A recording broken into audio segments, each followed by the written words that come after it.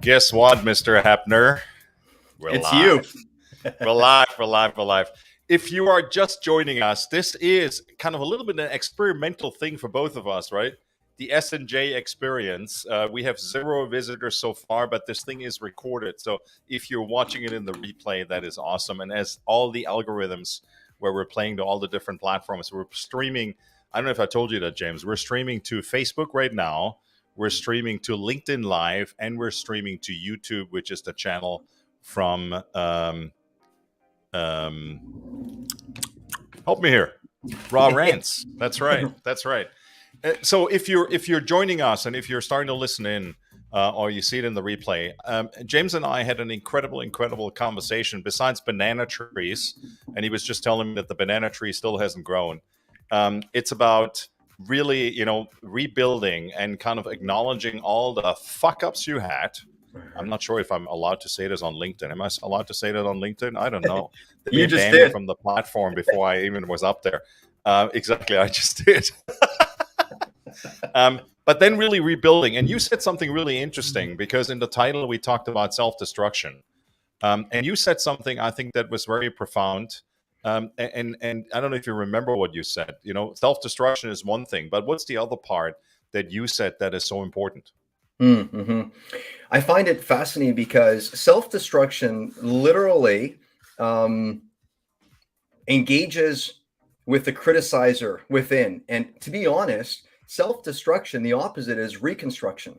And to reconstruct means you include, meaning you utilize versus you eliminate. Self-destruction seeks to eliminate and exclude. And so it seeks transcendence through the exclusion part. However, if we ever want to transform, we have to integrate, and we got to integrate. And here you go, LinkedIn, the fuck ups. If we're canceled, that's double canceled. Enjoy that. And the zeros, the S&J experience, we're very comfortable zeros, meaning we're here. This is raw. This is real. And we're more than okay with it because, hey, listen, the best news is we start from ground zero. Isn't that awesome? That's exactly best right. News. That's so good. Exactly right. Launch point, man. Let's talk about inclusion and kind of reconstructing. I mean, does inclusion mean, we look at our stuff and we kind of bring it to the forefront and work through it? Or in your view and perspective and experience and kind of some of the things, and maybe we talk a little bit about our own stories. How does inclusion there afloat for you? Mm-hmm. I think what we begin on the inside is what we deliver on the outside. And so if we don't include our journey, if we don't include, and if we're not empathetic towards what we're going through, that'll just manifest itself. We're gonna do that out there. And so often, to be honest, perhaps the good news is that we can see what we do when we observe our actions towards what we do over there. Because what is over there, we get to witness it. Often what we do from within, we don't witness it that well. And so I think inclusion kind of begins. But what would you say your experiences with that? It's interesting. So as you talk about this, a lot what comes to mind for me is kind of, we talk so much about emotional intelligence, right? And kind of what happens on the inside, kind of the self-awareness and having the awareness, what's happening for me, and then being able to self-manage. And on the external side, then, and I think there's a distinct separation between internal work we need to do as well as external work in terms of how do we affect our social relationships and our social environment, and what does that really mean to relationship management. And that doesn't just mean in a romantic sense. I think in general, right? I mean, I'm somebody, for a while, I don't know if I shared this with you, I had a blog which I was talking about the recovering narcissist. And trust me, I mean, I love my father to death, and you know this, and if you're here and you're listening, my dad passed at the proud age of 94, just in January of this year. He was most certainly a narcissist, and I learned it from the best. But at the same time, what did you learn? And this is when I hear about, you talk about inclusion, self-reflection, self-awareness. How do I reflect on that and the actions I'm taking in the moment? Because moments are life happening right now, right here. And in an empathetic connection, then how do I relate with people around me, and how do I communicate? How do I dialogue with people? And what do I really bring to the party in terms of having that awareness, how I'm affecting the relationship for myself, but also the people around me? And I think that's kind of the general foundation and kickoff point for me oftentimes. Does that resonate with you? Yeah. Here I thought you said something about you had a blonde who was, but it wasn't the blonde you were talking about. It's something told. No, that resonates with me because, there's a song just prior to this live. I was doing my little workout. It's a 10-minute short workout that I do every day. Yeah. Well, four days a week, to be honest. Yeah. And there's a little song by Johnny Cash. It's called Hurt, or is it called Heal? And it talks about we're all longing in angst for the tables to churn. And the song, now I remember, it's called Heal. And so really what we're doing, our story was designed, our specific journey was designed to heal our specific story and to help us build. And so we all go through three stages in life. The first phase is construction. The second stage is deconstruction. And the third stage is reconstruction. And in the construction, we build our life on answer. On the deconstruction, we start leaving room for, we don't have answer for all of it. And oftentimes in the deconstruction stage, that's where people get stuck because they get angry. Because deconstruction, there's a version of anger that happens there. The only thing is, if you don't allow that anger arrow to point you to proper action to lead you forward into reconstruction where you include it all, then you reverse course. At best, you reverse course and you go back to constructing yourself. And now you're just this convoluted human that feels heavy. Or you stay stuck in deconstruction. And you know what that looks like. People getting connection from just being angry at other people, right? So I think there's so many emotions. I mean, I think about when I had to deconstruct, and there's a lot of things I need to deconstruct and continue to reconstruct. But I think deconstruction is also letting go, right? I think there's maybe even a little bit of grief in there, and a little bit of sadness, a little bit of and fear, right? I think anger is probably the easy outlet. And the question then is anger where we're getting into, the emotions that you and I both relate well with. I think in men in particular is kind of that emotion of blame and shame. And shame for me, the not good enough, all the various versions of that I get triggered in moments of in social environments, in personal environments, in dialogue, in conversation, whatever it may be. I think that's a big part for me when I hear you talk about deconstruction, because that's the painful part. I got to look at the stuff that I've done in actions, who I am, how I portray myself, how I act, the choices I've made, and everything that surrounds that. Something that, and I'm just pinging off what you're saying, what comes to heart for me is I so often think that self-destruction, of course, that's what we're talking about. The theme is self-destruction and comeback. I often think self-destruction happens when we criticize and we condemn ourselves for where we are at. And we're thinking that we should be further along. So we're always thinking progress, it should be further along. The only thing is just contemplate the three stages or phases of life: construction, deconstruction, and reconstruction. Those are all healthy stages. And within our lines of development, whether it be like with an intimate other or whether it be in our success and fulfillment, we all have a line of development. And what's interesting is if you think about it, each stage and phase fuels the next one. And so the first stage, we get to build on the answer so that we can make room and ready ourselves for not only building on what we know, but also on what we don't know. And so I think when you think about shame and blame happens when we're like, oh, I should be further along. Like, what's wrong with me? When in essence, it actually every stage belongs. Like in certain parts of my life, I'm still at construction. Other parts I'm at reconstruction. Right. So this isn't about we should all be 100% here. The good news is that you and I are flowing, and the awesomeness of what we're doing, LinkedIn Live, we're at zero. We're at zero.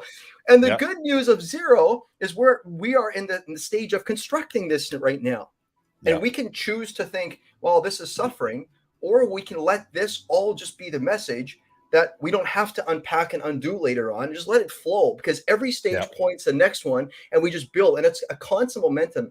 I think at the key, what resonates, and I'd like to hear your thought on this, but I think when you feel what's happening in your world, and men often, we have a very limited development of our inner world. Females have more of an inner development. Men have more of an external out there, right? Yep. And so I just lost my point of view. So that's nice for a zero. You were going to ask me a question. You were going to ask me a question, something that resonated what I had said, and you wanted to ask me a follow-on question. Yeah. And so we lost the train. We lost the train of thought. Should we talk about the banana tree for a moment?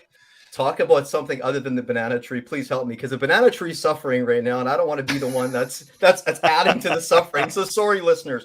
But no, I think, what I'm just coming to and what I'm circling back to is when we really do ourself justice and we liberate ourselves, that means we come back to the truth And that is, Yep. we're here right now. And if we're experiencing this, we're experiencing the construction, you and I, of what it looks like to Yep. be here linked in.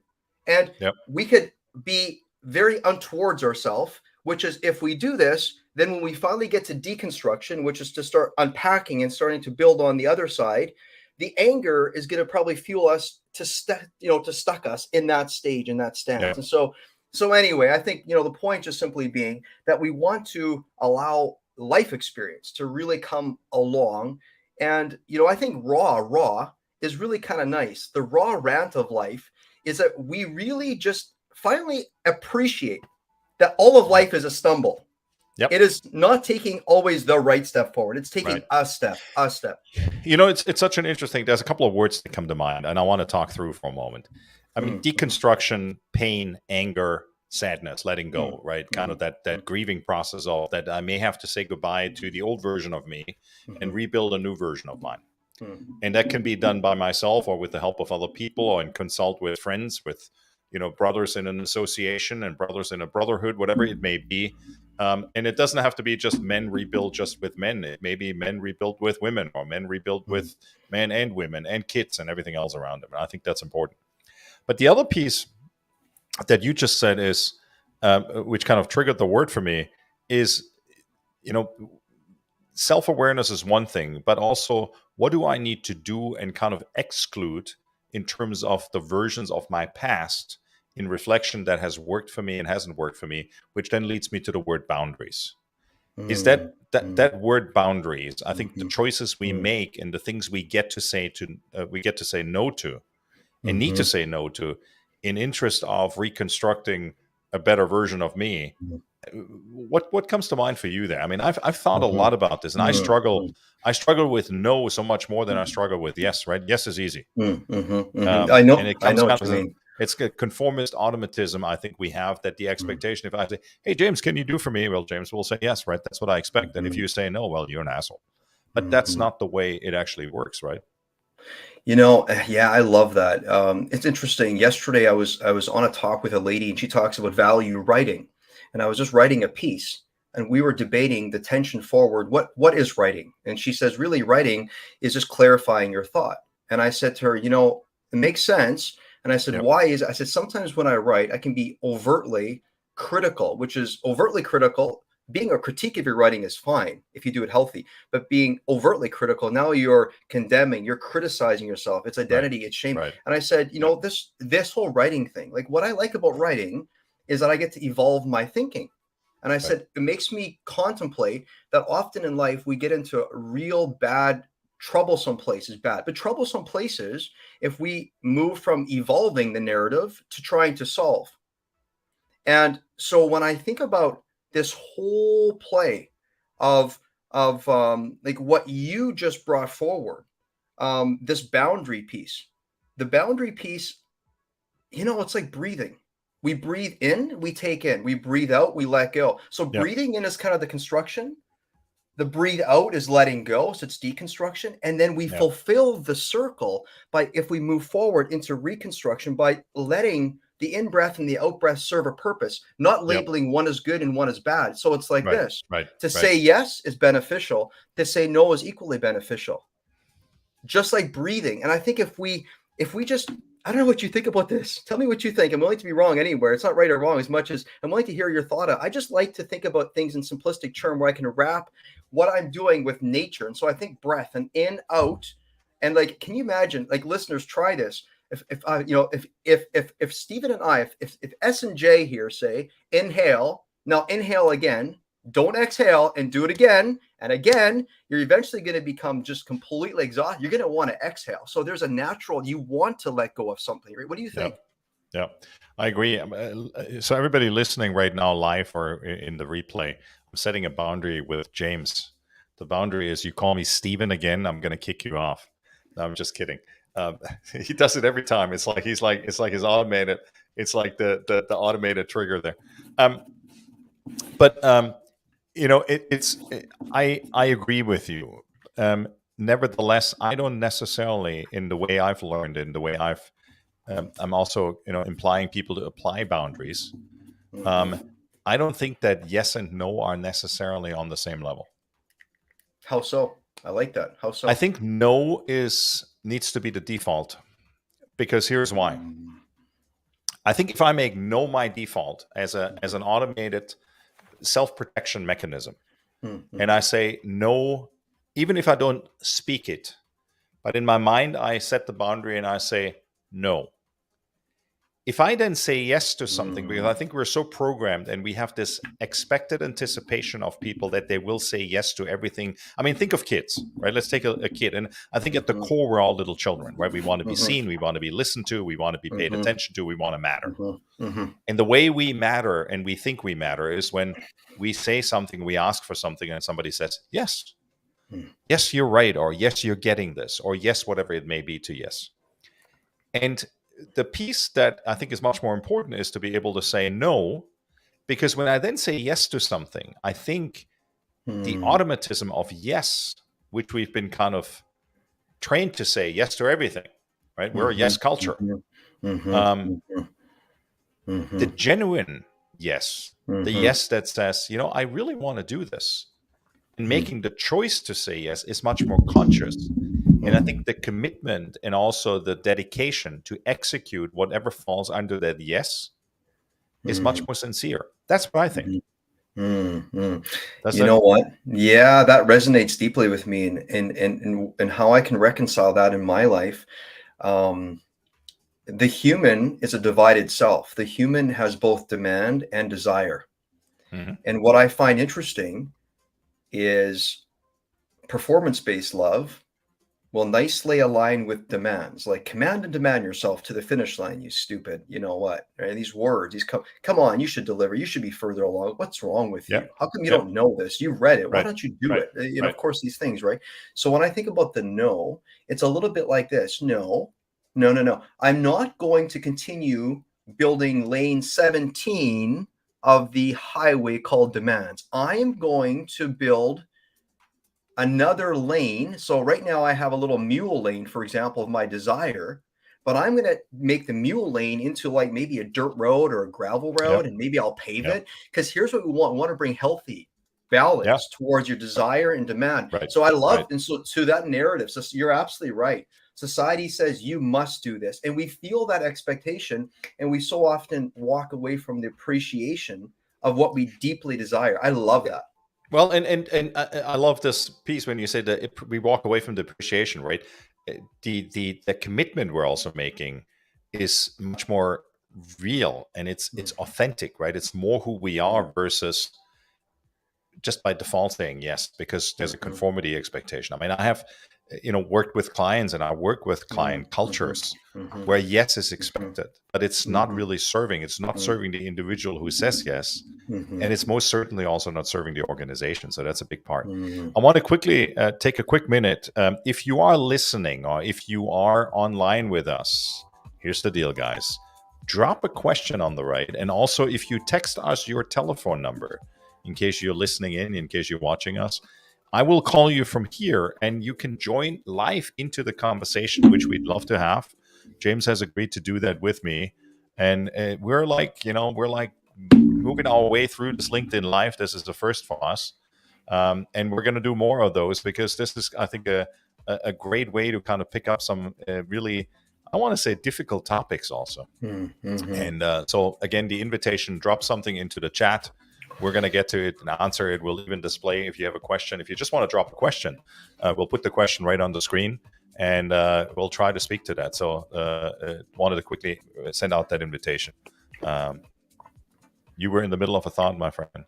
Yeah. What I just wanted to remind you and I, the reason that I think I keep calling you Stephen, and the reason for it being, and this is no short of a lie, but I'm an amateur in the Bible, but I was raised in a tradition where Bible was everything. Okay. So I'll say it this way. In the Bible, there's a story about Stephen getting stoned. That's me. And I don't want you to get stoned. I want to keep you around. I like you. I'm telling you, that's actually my name day, the 26th of December, which is Holy Saint Stephanus, which is exactly the martyr who was stoned on the 26th of December. Wow. That is exactly, or not on that day, but that's the name for it. And as a little kid, I tell you, it was awesome because my grandmother always made a point. I even got a gift on my name day. So there was birthday, which was June, and then there is Christmas, which is the 24th, and the big night in Europe is the evening of the 24th, because that's Christmas Eve. That's where we get gifts and everything else. And then I knew that I had to make it through church on the 26th. I had to make it through church on the 25th. I had to make it through church on the 26th, because in Germany we have first and second Christmas Day. We really celebrate Christmas. Yeah. And then about the 26th was then also, besides it was my father's birthday. Yeah. But it also was my name day, which I Wow. always got. I mean, I got another tie or another pair of socks or something else like that. I mean, nothing too exciting, but it was always very genuine, and I always looked forward to that. So that is actually why my name is Stefan. Oh, that's so cool. I love it. Yeah, Thanks for sharing. Yeah, that's a really good yeah, story. That's a really good yeah. story. Hey, My something that brother's name is Florian, and so he's the patron of the firefighters. So he's got a more Flowion, Flowion. Florian. Oh And my so, goodness! And here I'm thinking flow, because water flows, and your parents are just yeah, incredible. yeah. So that was like, and yeah. So it was. My brother has full-time duty in protecting firefighters, while Uh, I just stood on the side of the road and said, Hey, do unto me what you. you're sitting on the side of the road, and it looks good on you. So there you go. You treat people nicely. At least you've treated me well. I don't know about the rest of the tribe that hasn't been treated well. Just kidding. But anyway, it's nice. Yeah. Hey, Oh, but something that you bring. Yeah. So something you bring to the surface. If you don't mind me coming back to this, there's something that you said about choosing no as a default. What I really yeah, like about that, the more I contemplate, and I resonate deeper and deeper with it, because I think what we really want to do in life, and I'd like to hear, I'm willing to be wrong anywhere. I just wanted to hear your input on this one. But I think what we want to do is we want to create the infrastructure that supports our highest way of being and living. And what I mean to say is, let's make it easy for ourselves to create the base of how we operate, to make love a choice instead of a demand. And so, right? yeah. And so if you say no, then now I get to choose. That feels That's nice. You get right. to be the gift all over again. See, that's exactly what it is. And I mean, there's a couple of things you just said they really kind of resonated with me. One is, the operating system, and I talk a lot about the personal operating system, Hmm. and all the various areas that we need to pay attention to that help us function.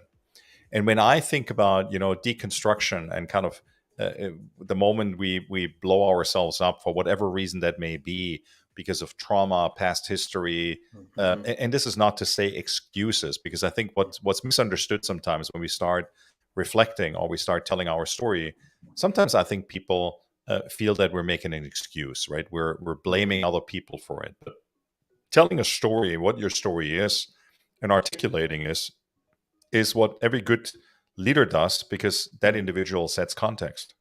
And I think that's so important, that the context for ourselves mostly in reflection is there.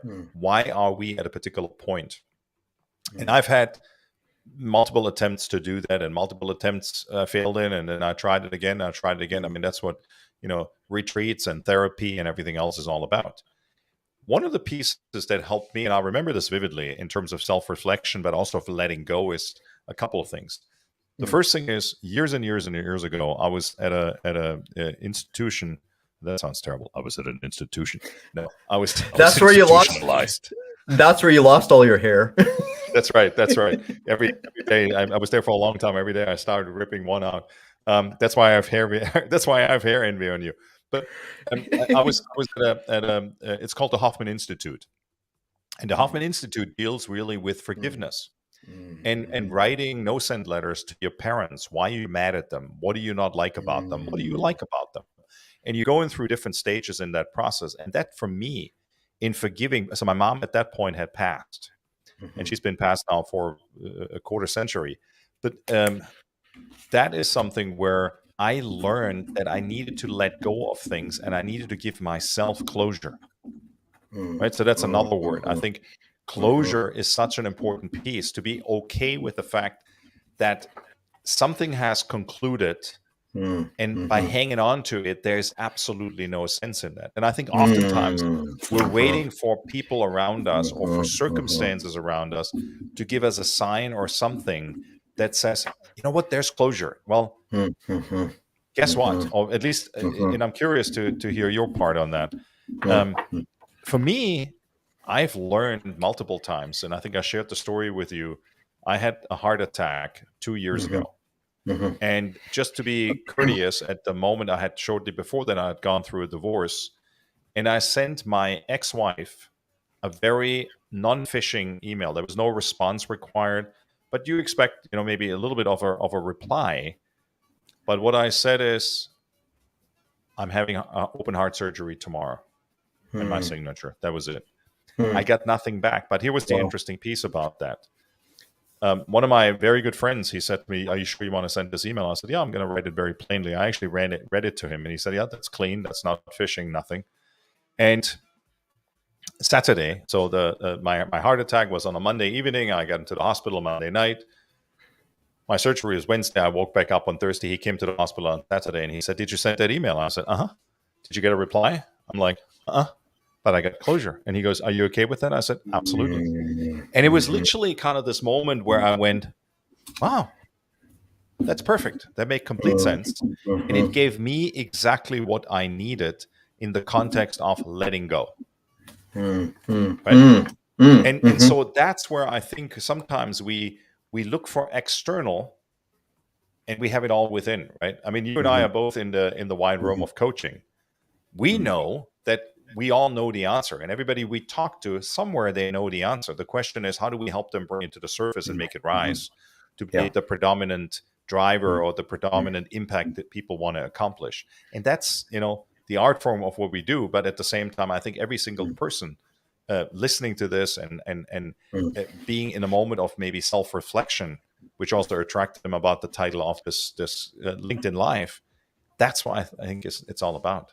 Man, that's so fascinating. When you talk about closure, it's such a humbling journey. And I know you've gone through it, and actually, who hasn't gone through this to some degree, where though there's closure, we find it interesting. Why are we so addicted to our trauma bonds? Interesting. Tell me more about this. So addicted. So we have these trauma bonds. So things that happened in our younger years, or like your ex-wife. But what's interesting is that example doesn't quite fit this narrative, because what you did there compared to your mom, you wrote letters and basically inviting forgiveness to come to the surface. But what's interesting, sometimes we meet these people who allow us to transform, and maybe even in their inactivity. So you weren't asking for forgiveness. You were just claiming peace. The human always desires peace more than forgiveness. And so when we're addicted to our trauma bonds, though something is concluded, whether the person is gone or they're here, we sense a level of connection. It's like the person talking about the weather. And so it's always bad, apparently. And I used to try to change that narrative, and I got exhausted. It near killed me, I say, because it wasn't going away. People talk about the weather here in BC. It's rainy and sunny, and apparently that's the worst. Where I used to live in Manitoba, which is a state or just directly up from North Dakota, it was snowy, and in the summertime there was mosquitoes. And so people complained about it there. And I realized no matter where I went, people would complain about. And then one day it clicked. People are actually connecting. So here's how they're connecting. They're empathizing with their problem. So that's stage one of connection. And that, I think, is actually truly helpful. Like, hey, if we stumble into it like that, at least we go there. But if you stay stuck at just connecting at that and not empathizing with your possibility, then what happens is you can't actually take the full circle that something has concluded, which is to say that you get to now include. Conclude doesn't mean to exclude. Conclude means to include. And so it's like, and I wouldn't want to give narration to what happened in New York, because who knows, it's mystery. And maybe your ex didn't want to get the respond. Maybe she didn't get the email. She didn't get the memo. Who cares? Maybe she said a big F you, hope you go away. I'm sure she didn't. But you know what I mean? No, but I think that's the piece, right? She probably set a boundary, and that's okay. And that's not, the big part here. No. But I think the boundary is self-protection, and I have to respect that as well. Yeah. And at the end of the day, what I love is that instead of you hoping and praying and wishing that somebody would forgive you, You did what a spirit, what you naturally as a soul, what feels most of home to you Yeah. is not just forgiveness. You went another level and you claimed the peace and you stated the peace. And so I like it when you said, and that part where you mentioned you reached out to a friend and you said, hey, listen, is this phishing? What is this? And he probably read not only your words, but the tone. You were not even looking for a response. You were not going to be trapped by whether it was a response or not. You just needed to do it. And so what's really interesting is within that mechanism, you concluded by including the fact that you wanted peace and you claimed it and you got it because you owned it. You decided it. In retrospect, right? I mean, in retrospect, it was very easy. I think there was a part of me, though, which is why maybe there's a little snippet of it why I still talk about it today, where I was hoping, if nothing else, I'd get an email saying, I wish you good luck. I know. Right? I know. And I think that's probably the fair statement. So while I want to say, I let it all go immediately, the reality is probably there was probably at least, a day or five, even maybe little snippets of today where I wonder, interesting, why did I not? So but that doesn't mean I can't let it go, and it doesn't mean I haven't let it go and I don't have closure on it. Because one thing is the interaction, the other one is what's behind it, and I think that's the important thing to always see it in the context of that. Stephen, how do you let that? He called me Stephen again. He called me Stephen again. I don't want to get you stoned. He called me Stephen again. No more excuse, James. Stephen, I'm gonna put a sign up here like this. I'm gonna put it up here like in phonetic letters. Stephen, tell me. There you go. How do you choose when it shows up? Firstly, all honor to you by saying this is how I don't have it all together. That's incredible. That's what I respect most. We just touting off about how much we know. That's garbage. As a matter of fact, you and I are human beings. Our feet touch the dirt the way that everybody else does. And someday 100%. We will be dirt again. So even to this day, you and I enjoy the fact we get to be these big humans and these small humans. Who doesn't like to lay in the grass and look at the stars up there? We like to enjoy both feeling big and small at the same time. So how do you, I'm curious, I'm genuinely curious, how do you let that feeling and that, like you say, that little snippet that's probably still there today? And sometimes if we have unction that it might still be there, it's probably still there, which is kind of like the news of our life. How do you use that news and how do you wrestle with that? And maybe even how do you allow that to draw you deeper into what you feel like your mission on life is? Like, how is that actually fueling you towards something? Yeah, what a great question. I think that the important piece is how does it fuel me? That's the statement of what it does for me. Mm-hmm. I don't sit with it and let it drag me. And I think the best way, and I remember this years and years and years ago when I first came to the US. I was working hospitality in Europe, and that's why I came to the US. And I think I shared that story with you. And the first company I worked for and who I came for to the US was Ritz-Carlton Hotels. And one of the things that Ritz-Carlton started doing very corporate, very early on was in interview questions, asking people for concrete examples. So not just saying, do you do X, Y, Z? And somebody would say, yeah, I can manage that. No. So when you manage that, what did that look like? Give me some concrete examples. Almost like describe a personal case study to me. And that is the answer when you ask me that question, where I go back to saying, you know what, this is how I did it then, and it worked. Let me give you a silly example. So I, just over the last 2 weeks, I got hit with COVID, and I'm vaccinated, I'm boosted, but I got knocked on the knees for a couple of days. I was like, wow, what is going on? And I remember that after my heart surgery, I had a quadruple bypass. So, you get the saw through the chest and you lose every muscle that there is that to sit up or turn or anything else. And after, I think to my first birthday, then after the surgery, so my birthday's in June and my surgery was in February, my daughter gave me this piece here. And it says, I don't know if you can read it here, and let me read it. So, you never know how strong you are until being strong is the only choice you have. Wow. Right? So if you make that the mantra of something, and maybe not to that extreme of a heart surgery, but if you start telling yourself and replaying how you handled a situation in positive or maybe negative or reserved manner in your life before, it becomes a little bit also, or it can become the playbook how you are facing certain situations in the future. So, and that's the answer to your question. So I know that I can, and today I say it to people, I said it to you as an example, which is why I use that example, is closure is not something somebody else will give to you. It's something you got to give to yourself. And you got to say, you know what, I'm at peace with that. That's what I want. And to your point, we want peace.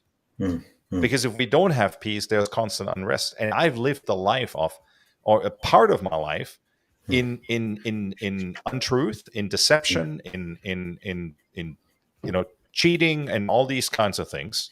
And I don't say this proudly, but I say it as a reality check, where I'm saying I know what that feels like, that craziness, that upset, that whatever it may be, and what disarray it causes for you, not just in the world around you, but also physically. And I believe that part of my heart attack is probably self-inflicted, because constant anxiety, adrenaline, whatever else it is, and kind of the rushes we're looking for naturally as human beings, particularly if we're type A, that's something that is not helpful. Cortisol is not helpful in making us heart healthy. Yeah. And so those realizations and those moments of, let's call it moments of clarity, and moments where there is absolutely reflection possible, that is how I and I'm not always successful at it, but that's how, in general terms, if I have a moment of clarity where you ask me that question, I'm saying that's the way I intend, and I have the commitment to apply it. If I'm always successful at it, probably not, but hopefully today, I don't know, is there a percentage? I have no idea, but more often than not, I'm probably successful at it. And that's probably the most transparent and most truthful way I can respond to the question. Well, and the only way that I could stress test how I feel about that, and again, I don't give compliment, I just look for evidence. So you and I, we've gotten to know each other virtually, and perhaps someday in person will be great too, but I feel like I know you. And what's fascinating is whenever I'm with you, it seems to me like you're one of these rare humans, Stefan, that has chosen to allow all of whatever your life has brought you. You've chosen to let it all fuel you, to be present, for you to be present with your challenge. And the challenge that is stress testing your current threshold, you dive deeper into presence. So any of you, the listeners that tap into your work, they'll know this about you. When you're there, you're there. When you're here, you're here. You are just right here. And so one of the things that I'm picking up from you, and I always feel, because this is one of the things that I work on tremendously, like you, how can we allow everything to be a gift? And so we can look to blame things out there and wish it wasn't so, or say, listen, what manner of this do I actually have a measure of control? A measure, not control, because grace abounds, but a measure of. And I always see how you have chosen to use the things that stretch your threshold, what you think you can handle, and it drives you deeper, deeper, deeper into presence. So it's almost like that email. And I wish for you that your ex would have emailed you back, but it's almost like there is no voice, which helps you just realize that everybody gets to choose what they want to be present with. And you're making the choice to say yes to being present here. She's maybe by default learned something from you. She by default says no. And she wants love to be a choice. And again, I'm not trying to speak into her life. I'm just talking to you. And I think it's a beautiful story. Right. No, and I appreciate you saying that. And, I think it's one example. I mean, I would imagine, are there similar examples you have in your life where you had to, kind of find closure with something, with someone, with a circumstance where you today look back at and you realize, if I wouldn't have not concluded that, or I would have not let that go, it would have maybe destroyed me, or would have created problems. Is there anything where that kind of is relates to you? Gosh, that's a great question. I think I can think of one primary. I went through a story of my life years ago. It's been over a decade ago, but for those of you that know me, know that I didn't want to be in life anymore. I didn't want to check out fully, but I didn't want to be here. And so I found a way to successfully sleep 18 and a half hours a day with melatonin and gravel. I overdosed basically constantly just so I could not be here. Right. And I had a relationship with a gentleman who, let's just be honest, it was a really difficult one. And I thought he was in my tribe. Um, and so it ended up quite different. I realized that no, if anything, it seemed like he's willing to yank me down. And it wasn't just a helpful critique, but it was an unbeneficial criticizing of my identity. And that's how I took it. I guess my shoulders weren't wide enough. I wasn't able to onboard. Whatever it was, it was. And all that I can say is when I was going through that journey, that 2.5 years of basically sleeping, checking out of life, I tried to reconcile that people like him needed to not be in my life. And so set boundaries for him to not be in my life. But then I began to understand what boundaries and healthy ones actually were. They are designed so you can build a proper relationship with the person. And so it makes it so that you can get close with them. So you set your own personal, you don't put them at the controls of your boundaries, is what you do. And so when I think about on this whole topic of inclusion or exclusion, one of the things that I had to reconcile was within inside of myself. I was hoping that he would just ask for forgiveness, but he never did. And like you, what I ended up doing is saying, I can sit here, hope, pray, and wait for all the rest of my life. And by the way, the year was going from year 1 to 2 for sleeping. So this is not going away. Yeah. Why not just decide? And you know what, honestly, and this is going to it shocks me to say this to this day, but he became the person that I have invested most of my money with to this day. If that hadn't happened, I wouldn't have fueled my investment portfolio, which has saved my ass 3 times in this corporate arena since that day. So honestly, the story is pretty magical where, I was hoping for forgiveness and then he would ask me for it. It wasn't coming. And I'm like, what do I actually crave? I'm waiting for something. Why don't I just claim the peace that I want? And honestly, that threshold experience, just like for you use it to make you more present. I let that serve me. I didn't want to. I resisted for 2 years. Yeah, I was kind of a thick-skulled person, but I've learned a couple of things. And, like they say, the shell of the ego needs to crack but once properly, and you will never, ever go back to that old style living. Like you're just a humble human being. So on that note, go ahead. You're going to ask something. Go ahead. You got to help me out here. I'm coughing. Okay. I need another sip. Okay. So that's what happens when you're alive, right? You got to drink when you cough. It's brought a couple of other things up for me where when you talk about this piece and kind of, we talked about closure, we talked about boundaries. And one of the words I think that's used a lot, and I hear it in particular when you think about meditation practice, and I'm very adamant about it. And I think about yoga practice or any kind of spiritual work where body and mind is connected. One of the things that I hear people talk a lot about, and I've talked more about over the last 6 months, it's actually not true, probably about the last 2 years, because I think that's another piece that I was reminded of in the process of my heart surgery, is the word surrender. Right? So, and I think and surrender is, I think to one part, just let go, but that doesn't mean giving up. And I think that's the other piece, what people sometimes take for mistaken when they say, you need to surrender. I think people go, what do you mean I need to surrender? I need to give up? No, you don't need to give up. You just need to let things go and let the universe, whatever higher power you believe in, the people around you, the magic, the energy, and energy is a real thing that happens around us. I think people, still, many people still question that. And control in that context is an illusion. Surrender, I think, is a big word for me. Is surrender for you in the context of rebuilding, redesign, re-emerging, and letting go and committing to the things we want to commit to, but also not having this array of 500 things to do at the same time and choosing what to do. Is in that context, or maybe other context, the word surrender something that resonates with you? Spot on. I interviewed a lady on my show a little while ago. She was a Buddhist monk who successfully meditated, not slept 18 hours a day like I did, but she successfully meditated. Oh, this is what they do, 18 hours a day, And she talks about, and she'd done this practice for 10, 11, 12 years. And at the end of her show, to your point, what she says is this. She goes, what I realized is sooner but later, we always have to reckon that we have to come back down to earth. She says, here's the thing. We're not going anywhere. We're right here. If we meditate to take ourselves somewhere else, that is partly surrender done in a way, not waving the white flag. So to the point, I remember when I came up with the surrender concept, I'm like, well, I'm just going to give up. Like, that's just horse crap. Well, I'm not going to give up. The only thing is, when you're giving up, you're giving in to that there's another force supporting your journey.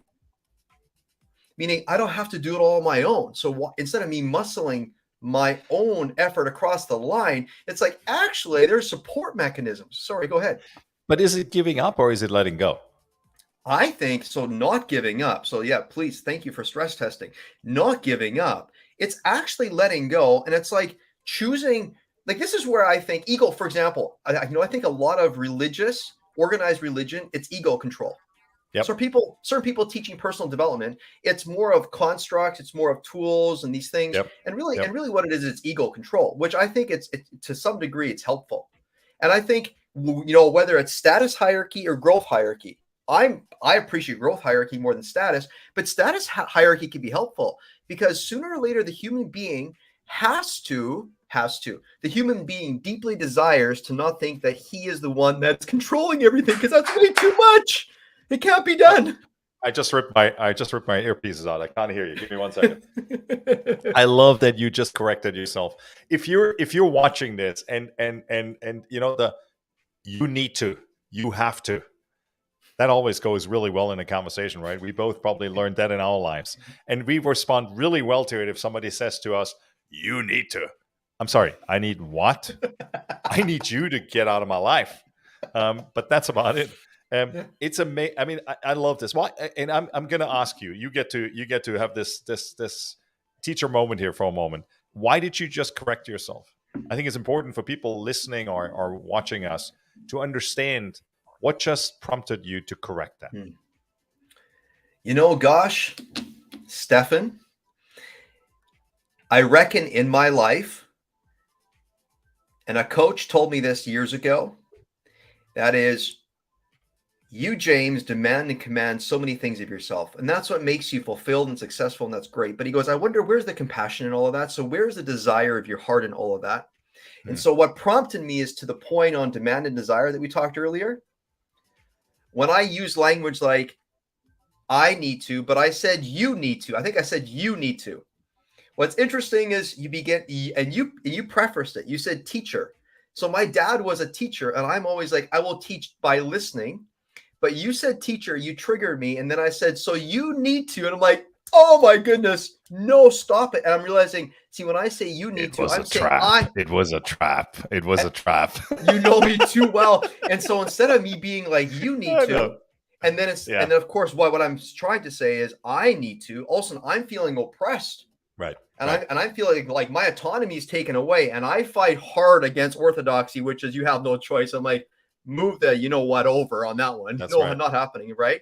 So that was a really interesting nuanced play. I don't think anyone's ever pulled something like that off. And whether that was conscious or unconscious, that was wise. It was completely unconscious. I just know I'm a word philosopher. When I listen to people talk and when I listen to people say certain things, I think it's so important because I think there's a subconsciousness of us who chooses certain words and certain phrasing that we're oftentimes not aware of. And I think that's so important when we have people around us who help us, who want to lift us up, who want to challenge us for the right reasons. They challenge us on those things, right?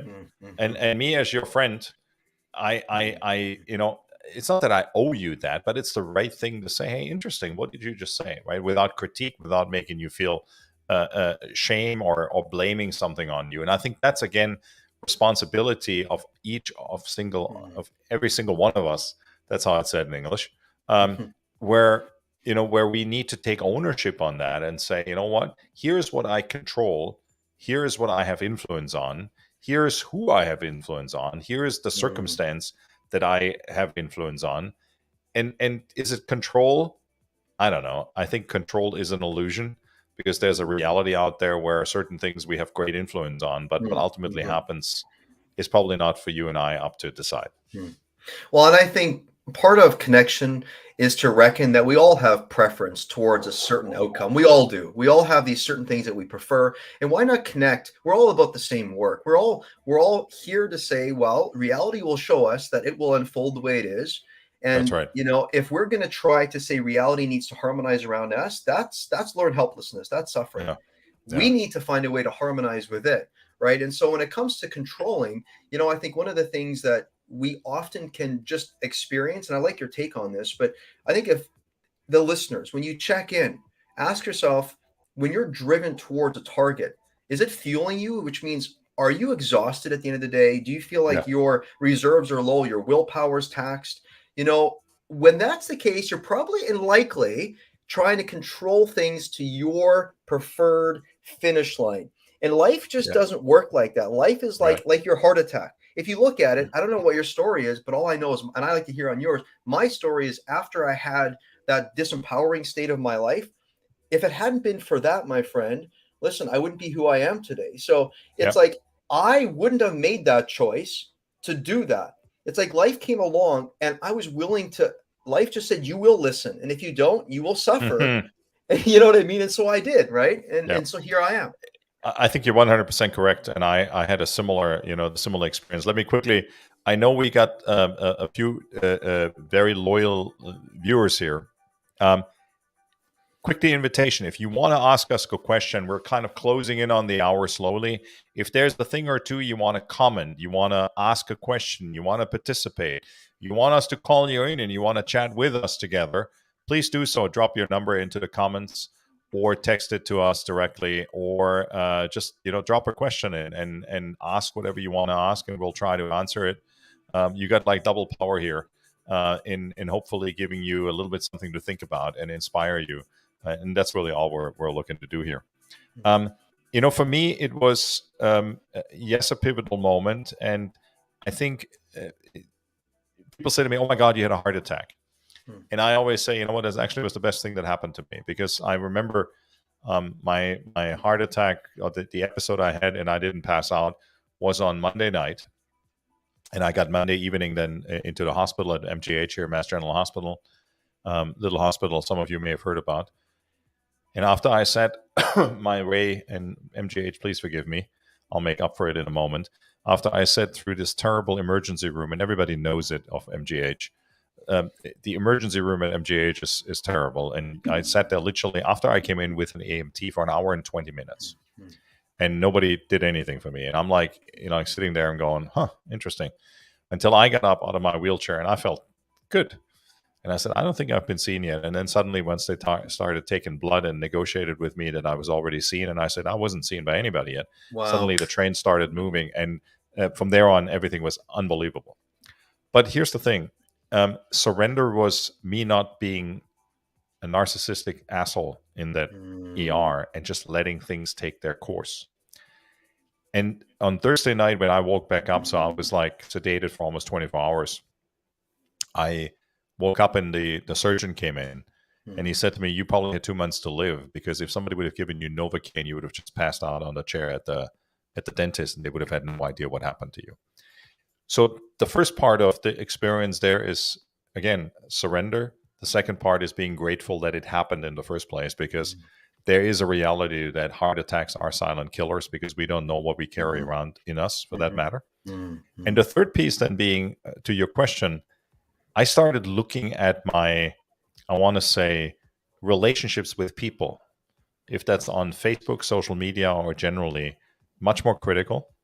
And I started probably clearing out 650, 660 people out of my Facebook, because I kind of applied a little bit the measure of, if I can't call you from the airport anywhere in the world and I need $25 for a Venmo sent to me right now in order to make it home because I have no cash because my credit cards got stolen in the airport, and you don't take my call and help me, well, then you should not be on my personal Facebook. Connect with me on LinkedIn. Let's be professional with each other. And I don't mean any disrespect for that, but I think one of the things I'm realizing, and I thought about this just this morning, is this constant need to be present on social media. And I'm still a little bit the slave to it. And I'm trying to figure out, what do I need to do or not do? And how do I automate it or not? And I found, I think, a way through an assistant to automate a big part of it. But nevertheless, there is a certain presence required. And my presence is not that great, but that doesn't matter. Still, I feel compelled that I need to be there. And so these little things I've shifted. I've made and built through the experience a lot more male friendships. Right? Male friendships. I have today more male friends than I had in the first 40 years of my life. And that to me is a great success, and it gives me, a way to process certain things. I'm willing to process things. I'm willing to post and pre-process, and saying, hey, just like with that email, to say, hey, listen, am I doing the right thing? Am I doing the wrong thing here? What do I need to do? What do I not need to do? Et cetera, et cetera. And I think that's a big, big part of how we can serve ourselves and understanding, what's kind of the ecosystem we live in. And who are our wallies, the people always in the way, who are the people who are actually supportive, the people who are, sending that love, that light into your life and are just there for you. And I think that's where you and I connected, where there was no intimidation, there was no play games, there was no nothing. And I think that's what I think for me, the willingness to also understand life. Life is what is a complete life? Question mark, exclamation mark. I don't think anybody can really answer that question very clearly. And if somebody does, it's about, because I've done this and that. It's about money, accolades, awards, or something else. And that's bullshit. What it really is about is when you really stand in the mirror in the morning, what's a complete life? And life is happening right now, right here, this moment, only this moment. And the moment I walk out on the street, my life may be over, at least the life that we believe is existing on this planet. And that's okay, hopefully. But what does it really mean, right? Does that then mean I had a complete life? I don't know. And is a complete life a legacy or a legend? I mean, we can talk about that thing. Maybe we should do another LinkedIn Live just on that. I'd be more than willing. Go ahead. Sorry. But I think that's a lot of the times what I ask myself the questions. What do I spend my time with? What's the passion projects? What's the impact I want to make? And I think that's where oftentimes when I go back to heart surgery and I go back to that time, I'm going, you know what? It's completely, even in more deeper ways, manifested my relationship with my daughter. Wow. That's a very simple example as one of them. Well, you got a powerful story, like you say, surrender. And gosh, life has about it that unless we surrender to the truth, it'll just keep going. It'll keep feeding us the realities of what is. Absolutely. So it's like this. Sometimes I think it's difficult for us to surrender to the truth that when we look at our social media, we think we have 6,000 followers. But if we're honest, if we needed a nickel, they wouldn't share. And so when I think about surrendering to the truth, we have to do justice, and we have to be present with, are we okay if it's not the way we think it actually is? And so there's a death that happens. And I think we're preparing for the grand and final death of our life. But why are we not okay with the exhale? The exhale is letting go. So what you did, a beautiful story, surrendering to the truth of what it ends up being. And I think when we get clearer and closer to the truth, then we can finally start seeing for once what actually is there. Because if we don't see what's actually directly in front of us and what the raw truth is, we can never go to the next step, which is to see it better than it is. So we got to see right there. And so, honestly speaking, surrender ends up being a massive thing. And I love how you're doing your part to rewrite how people onboard it, because surrender is something that we all crave, but how to do it, how to mature forward, what it looks like to do surrender in a way that's empowering. And it's not just preferring what I want, but it's like to put the knee down to say the universe, reality will keep giving me what it is, and I'm going to be grateful. Guess what? They're not coming to serve me in the ER, and that saved my life. Holy smokes, right? Yeah, listen, it's funny you say this about the surrender. I'll tell you a quick story, and then I want to be listeners, viewers, I want to be respectful. We said we're going to do an hour for the first one, and we're going to do a little bit more than an hour. But then we're gonna be respectful of everybody also watching. Just about a week and a half ago, I do a coffee chat every Thursday mornings, where there's a tremendous group, and it actually kind of came out of my heart attack because I wanted to connect with the community. Besides that, the whole world was shutting down at that time with COVID. So the one emotion I was spared is the fear of missing out, because the whole world was shut down while I was sitting at home, recovering. But I talked about the surrender box. And that literal piece where we think about certain things that we want to just let the higher power take care of, whatever it is we may be believing in, but also letting go by kind of emptying out our brain and that anxiety we carry with ourselves. And I gave people in the coffee chat that example, like create a little box. And if you're watching this or if you're listening, create a little box and then drop a note in with whatever it is that you want to surrender. That may be your desire to have more money, that may be the desire to have a great trip, that may be whatever it is, but without kind of cramping up over it, trying to control everything that may lead towards that. And it is magical. Like once we put that energy out there and we transfer that energy somewhere else, it's actually quite magical what is possible and what can happen. And I actually recommended it to a gentleman who is CEO of a large company. And he goes, oh, and I thought I was going to get pushback from him. And he actually says, wow, that's actually a cool idea. I'm gonna try that. And he's loving it. And this is the thing where sometimes I think we're so judgmental also about what we think works for people or doesn't. Because I think spirituality, self-reflection, is not reserved just to people who go every day to meditation practice into a temple or go to yoga practice every day or anything else. I think the craving of every single individual that's listening here and that's going to listen to it in the future or is here at the moment, the craving of people to actually exercise self-care in a nurturing way without a big to-do around it, but being able to self-care in simplistic but powerful ways, as one example of boundaries, surrender, self-reflection, self-awareness, etc. I think that's such an important thing. And thank you for having me on. I feel I'm always honored to be in your presence. I respect your work. I recognize what it takes. You and I, similar journey, different, same. It's all good. All that I can think about, the thing I love most about you, my friend, is you do what you talk about. You do as you say. A surrender box. All I can contemplate is I'm looking at you and I see a little box on the screen. Viewers, look at the box. Look at Stefan. I'm in the box here, and him and I chose to step into the box. And guess what? It's not a penalty box. It's a box where literally we have not attached ourselves to outcome. And Stefan, I just want to say thank you for setting this up. You set that surrender box, and it's sacred, my friend. Setting these things, listeners, exactly like you say, Stefan, choose something that you want to put in the surrender box and just play with it. Put your hand back in the dirt, in the sandbox of life. Play with that good stuff because it's the good news. You get to be about the work. That's fun. I love it. James, I want to say thank you to you as well. And you notice you've been on my podcast because usually when this happens and this music plays, and if you listen to my podcast, you know that song, right? The song is Out of Time. And so I want to say thank you. This has been such an honor. And there's a promise. If you're in, again, we're going to go back into the box again. We'll pick another theme. I want to say thank you. I want to say thank you to the loyal listeners and the loyal followers and the loyal watchers and peekers for a moment or for a longer time. That's been awesome.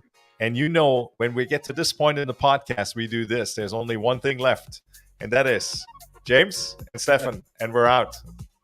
Cheers, my friend.